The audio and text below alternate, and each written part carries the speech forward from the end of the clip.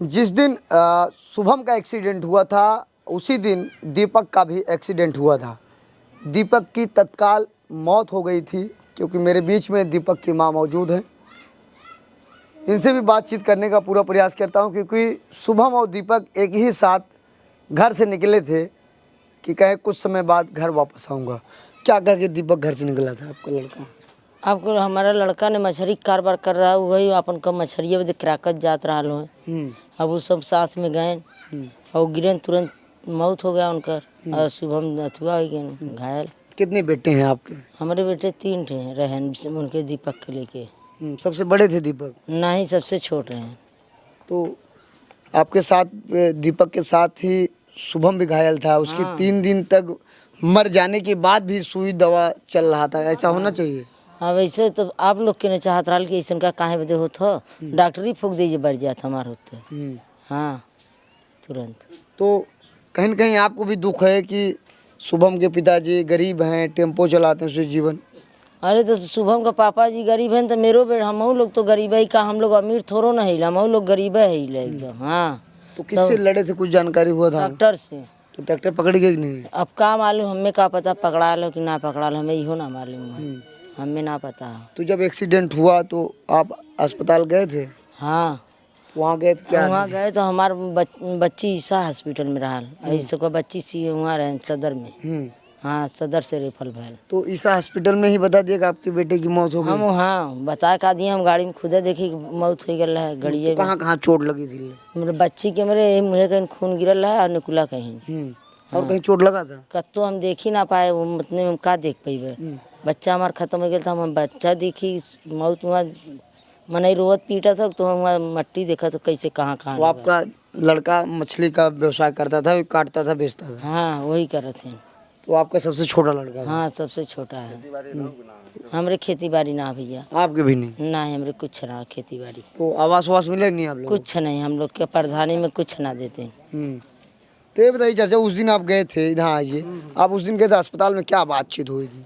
बातचीत ये भइल रहा, हम जब गेट के अंदर घुसने लगा तो हमको रोका गया कि आप अंदर नहीं जा सकते। तो हम कहे क्यों भाई नहीं जा सकते? कहन कि अंदर पेशेंट है। तो वो आदमी बाजू हो गया, वो कह के उसको डांट दिया हमने। किस अस्पताल में?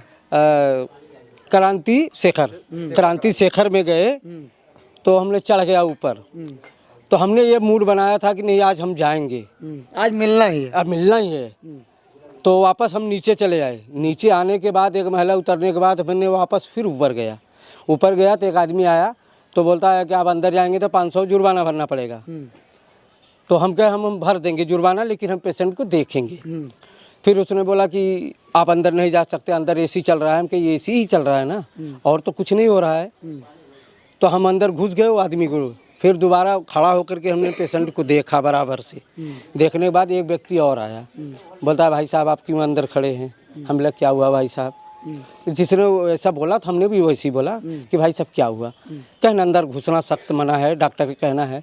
हम के देखिए अगर आपके डॉक्टर के कहना है तो हमारा पेशेंट है, तो अगर हम नहीं देखेंगे फिर और कौन देखेगा? कम से कम पेशेंट को तो देखने दीजिए। हम यहाँ सोने नहीं आए हैं। 1 मिनट रहेंगे, हॉस्पिटल है, 1-2 मिनट रहेंगे, उसके बाद हम चले जाएंगे वापस। हम तो देखने आए हैं। भतीजा है हमारा, लगता है हमारे घर का है, इसके लिए हमने अंदर आया। तो हमने देखा तो उसकी पलक जो है झप नहीं रही थी और उसका दांत जो है खुला हुआ था। हमने भर नज़र से देखा बाकायदे, उसका पैर सूजा हुआ देखा। तो हमसे उन्होंने बोला कि हमने दवा लिखा है, आप दवा नहीं ला रहे हैं, आप लोग देखने खाली आ रहे हैं। हम कहे भाई दवा भी आ जाएगी, गरीब आदमी है, पैसा कौड़ी कहीं से व्यवस्था करेगा तो ला के देगा, ऐसा कुछ नहीं है। जब इतना पैसा आपके यहाँ खर्चा कर दिया तो क्या वो दवा नहीं लाएगा? लाएगा, जरा देखने दो हम लोग को। उसके बाद इतने में हमने 2 मिनट वहाँ अंदर थे। उसके बाद 2-3 मिनट के बाद हम निकल आए। हम कहे भाई साहब हम जा रहे हैं, देखिए। शुभम के पिताजी बता रहे थे कि वो सब अस्पताल में 12 बजे के बाद रात में ही बॉडी देते, दिन में नहीं देते। यही बात तो हम सुन करके हम लोग सुबह गए कि भाई रात को क्यों बॉडी दे रहे हो, दिन में दीजिए। तो इनके पिताजी बोले कि रात को 12:30 बजे हमको जवाब दे दिया, बोलता अपना पेशेंट लेके जा सकते हो। तो 12-1 बजे रात के कहाँ पेशेंट लेके जाएगा अकेला आदमी?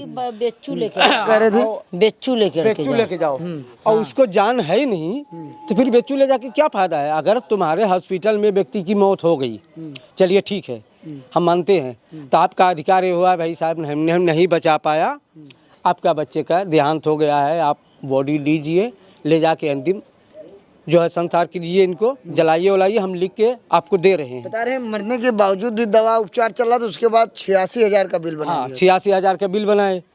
बाद में लोग रात को, हम तो चले आए भाई, सुबह में गए थे, दोपहर में चले आए, रात को लफड़ा किए, पुलिस बुलाया उसने मैंने वहाँ गया तो खबर में मिला कि ये इसने धमकी दिया कि यार ज़्यादा अगर नौटंकी करोगे तो हम सबको जेल भेज देंगे।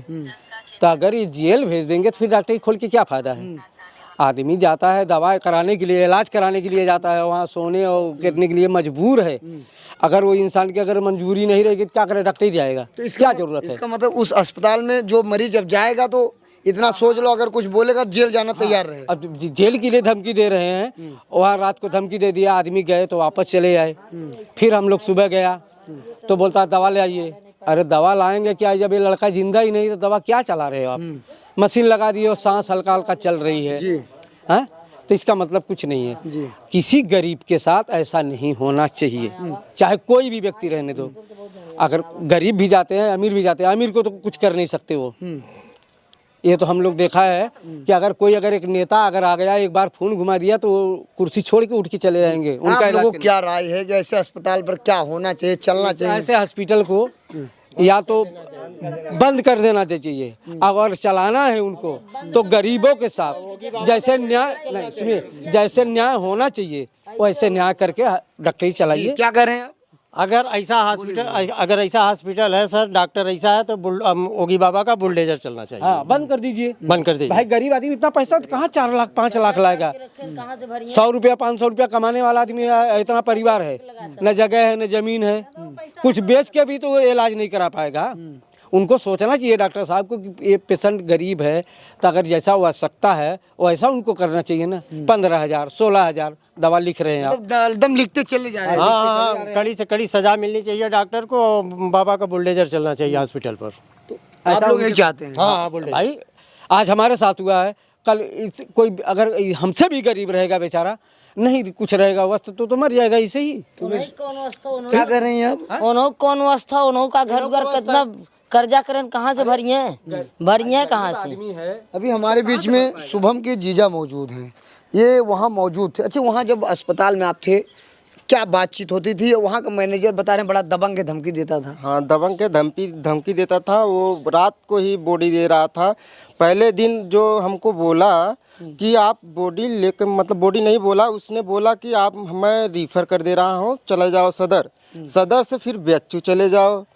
तो हम लोग बोले कि हम यहाँ से इलाज करा रहे हैं तो हमको वहाँ जाने से क्या मतलब लिखेगा? आप ऑपरेशन कर चुके हैं तो कोई लेगा ही नहीं, हमको 12 बजे रात कौन लेगा?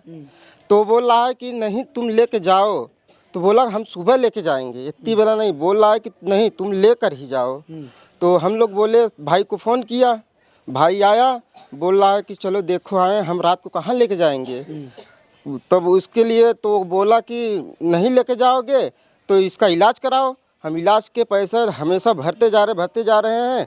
जब हमको थोड़ा से भनक मिली तो हम बोले कि आप पैसे हमारे पास नहीं है, आप इलाज कीजिए, अगर मरीज़ सही हो जाएगा तो हम पूरे पैसे भरेंगे। उसके बाद बोला है कि नहीं आप लेके जाइए। दिन में जिंदा हो जाता था, रात में मर जाता था मरीज। ये बताइए क्या बात हो गई थी जो पुलिस आ गई थी रात में? रात में वही भाई को बुलाया कि बोल रहे हैं रात को जाओ तुम लोग।